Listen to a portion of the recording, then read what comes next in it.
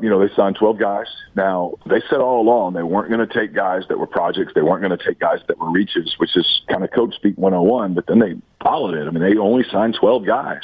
Right. Some of that was by design. There were some guys that got away that they wanted to sign, but it wasn't like they lost a ton of guys that they were trying to get and that it was some major disappointment. There was strategy here.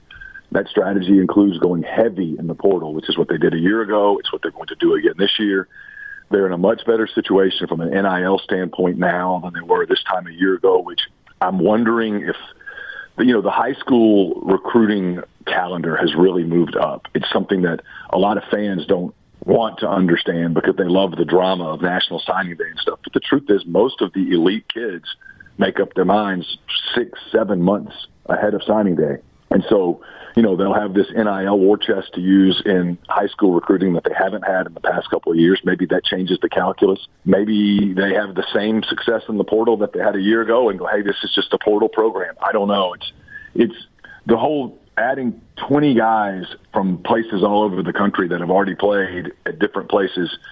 It, to me, feels risky, but I just watched it basically work. Look, the ball was in the air at the end to beat Alabama. Say they catch that pass and they beat Alabama. No one's questioning the recruiting strategy at that point. The margin between winning and losing is pretty thin. It's interesting, though. I mean, if you look at the programs that are winning at an elite national level, Alabama, Georgia, Ohio State, Michigan, those programs are not heavily reliant on the portal. And now Lane would probably say he doesn't have the resources to recruit like that, and that's probably more than fair.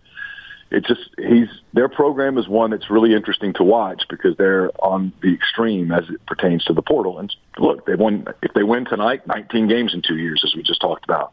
So, something's obviously working, but it is interesting to see how reliant on the portal it appears that they are. And look, from all indications, Greg, there's going to be a bunch of guys. Right. They jump into the portal all over the country from over the next, 5-6 days. So starting on January the 3rd, there's going to be a ton of guys that get in the portal.